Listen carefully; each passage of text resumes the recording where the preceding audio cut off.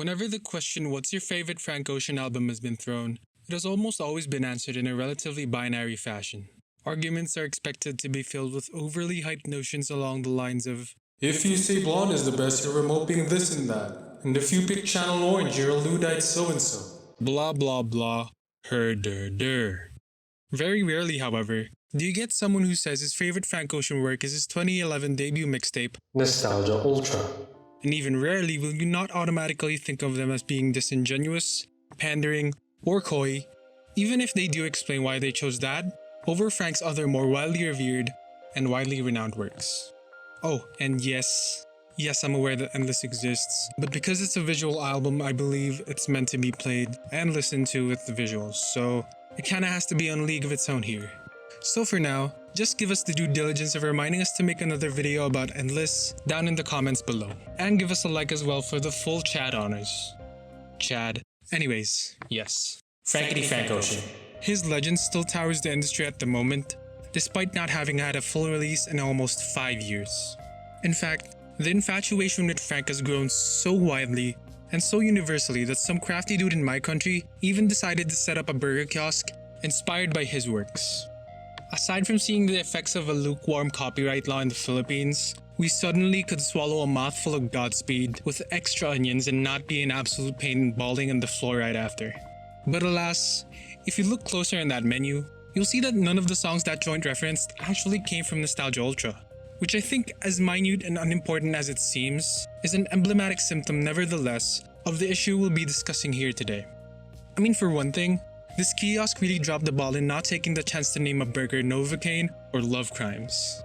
As understandable as it is that most Frank Ocean fans are still hypnotized equally by both Blonde and Channel Orange, in the spirit of my warped view on fairness, I find the criminal disparity of love and attention between all three of his mixtapes to be quite the curious case, especially when said unrequited mixtape was never really terrible in the first place. So fear not, this channel is about taking risk.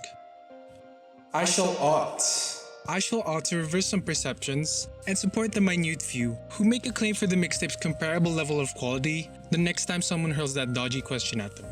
Today, we shall make the claim that Nostalgia Ultra isn't just some patchwork compilation that exists to serve as Frank Ocean's controversy-laced, embryonic debut mixtape, because I can guarantee that the mixtape provides unique perspectives and ideas that are up to par with the zeitgeist of Blonde and Channel Orange, and in some cases could even go above and beyond both juggernaut albums. It just deserves more of your attention. 23-year-old Christopher Edwin Bro was pretty much one of us. He was roughing out songwriting and composition gigs here and there, as well as being signed by a company who held quite a misplaced lack of confidence on him in terms of a venture to a solo career in Def Jam, all the while taking in service jobs in odd places such as AT&T and Subway in an attempt to carve out a music career in LA after moving to the city half a decade prior. At this point, let me conject that I can't help but imagine a man whose mind was potentially a Pandora's box of creativity and nuance, knowing what he'd dish out in a couple years later, was at the same time feeling so unfulfilled and caged in due to the fact that a good majority of his career had only been spent serving up other artists without a consideration for his own volition. He'd written for the likes of Beyonce, Justin Bieber and John Legend, but never for his own. The man was a fish out of water, and swim good he went. By chance, he was able to enter into a stint with rap collective Odd Future in 2009, developing an enduring friendship with beloved Wangman and Flower Boy extraordinaire Tyler the Creator, and many others. Being welcomed by this group of free-thinking musical renegades would provide something of a spark in contrast to the mundanities of his previous endeavors, admitting in a 2012 GQ interview that OF's do-it-yourself mentality admittedly kind of rubbed off on him. With all the biting storylines, it seemed that Frank's psyche was on the precipice of producing something that would free him from the shackles of his circumstances so far. Because surely enough, Frank would escape from the prison of writing for everyone else and began producing his debut project, a mixtape that would be machinated entirely of his own expression, Nostalgia Ultra. While Nostalgia Ultra would end up being the first full Frank Ocean project that I would feast my ears to, the song that actually took my virginity from his works was from after a friend lent me his Netflix and chill playlist with the song Thinking About You in the list.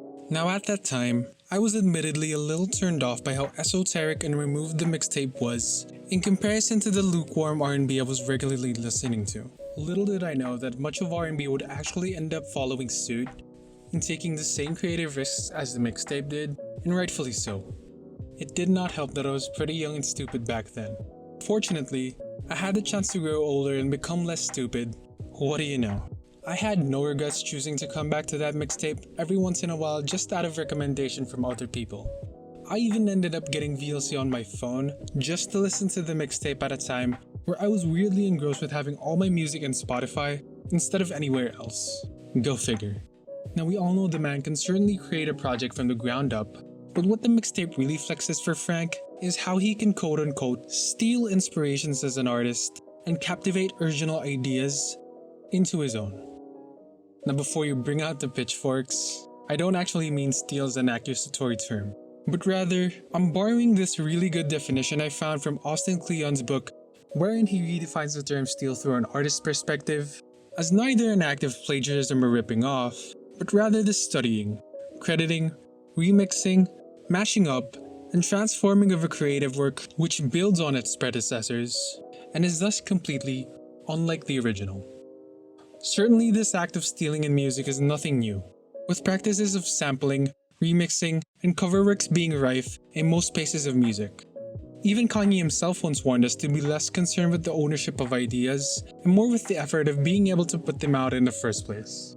While the original tracks are great in their own right, and we'll talk about them later, I think Frank's musical identity was most apparent in the covers / reinterpretations / remixes of the project. Now if you have prior knowledge in the music he sampled and covered, you know, Coldplay, The Eagles, MGMT, you definitely know as a listener what the original work was versus Frank's versions almost instantly. And I don't mean this in a way that Nostalgia Ultra sounds incoherent or like it didn't mix well. My point is that Frank doesn't just build off the works of his inspirations, he dramatically reinvents and reimagines these originals so efficiently, if I could describe it, whilst making very light changes and additions. Any other artist would add a layer or two here and there, but Frank would make an entirely new pastry off the old cake he was given, and it is freaking delicious. He does this either through a few tweaks in the backdrop or by adding his own writing to the mix. Now with his origins as a writer, you'd imagine that Frank's lyrical additions would be the add-on that makes the difference. But I think the production and instrumental tweaks were just as important in transforming these songs into his own. Take American Wedding for example. If Frank hadn't added that fuzzy compression filter that turned the bright guitarist of Hotel California into the spooky, Call from the Dead type vibe, the song just wouldn't have been as potent in delivering the lyrics' interesting caricature of the deified American culture's warped sentiments on love, being the catalyst for most disaster-bound relationships. Nostalgia Ultra is by all means an R&B album, but it did not hesitate to also exhibit how Frank's style is able to remain as the dominant motif of a project despite the variety of fusions he might do with any genre. We hear tracks like the aforementioned American Wedding, where we hear Frank crooning it over a dilapidated iconic soft rock instrumental with absolute grace, while the covers of 2009 electropop track There Will Be Tears and MGMT synth rock mega hit Electric Feels demonstrated the man's singing as if it were able to comfortably sit and fit like a cat in every crevice of a beat or synth chord, while again completely reinventing the song's narratives with the writing work. While some of the originals were admittedly a little underwhelming compared to the rest of Frank's discography, there were a couple of highlight tracks that for me really displayed Frank's ability to create without excessive borrowing. The aforementioned Novocaine, aside from being a really catchy club bop, told a very vivid story of a dental student turned porn star enjoying the perks of sex and drugs from her two professions quite haphazardly. It wouldn't be too far removed from Travis Scott's 90210 in the sense that it was also a true diamond in the rough and that it also came out in the earlier years of LaFlame's career. Recorded in just 10 minutes, 2008 Kanye Ode Swim Good on the other hand is this dreary, drum-strong repose to the album's often bloated and vain subject matter where things get a little more serious without losing the booming 808 beat. Taboo topics of death and suicide marinated the track's writing, birthing iconic lines such as, "I would've popped tints on my windows, but what's the difference? If I feel like a ghost, no Swayze, ever since I lost my baby." The song ends with the worrying sounds of the sea, signifying a possible demise of the hero. Or maybe he was just swimming good, you know? I don't know. Blue Curtains moment. Slow Jam We All Try is another fan favorite that talks about the power of choosing your principles over some existentialist overtones.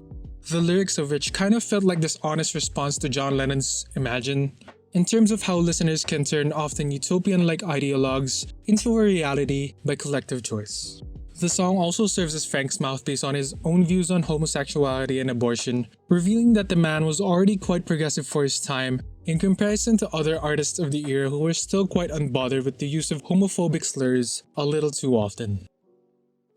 Frank's performances and production choices in this album would set the standard for what his future works would sound like.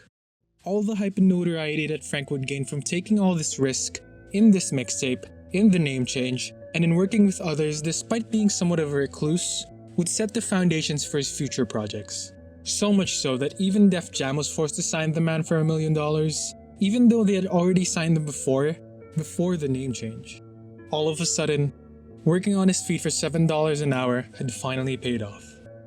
If the music of Nostalgia Ultra was as underwhelming as its humbler prominence and notoriety, I can guarantee that Frank would never have made it to featuring for Ye and Hove less than a year after this mixtape's release.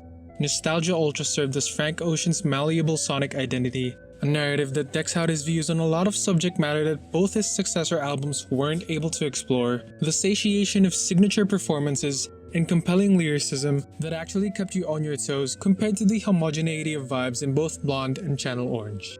All while critiquing vanity, critiquing destructive American culture, exploring death, love, heartbreak, sexuality, moving forward, and most importantly, the unmistakable sense of nostalgia, all for free.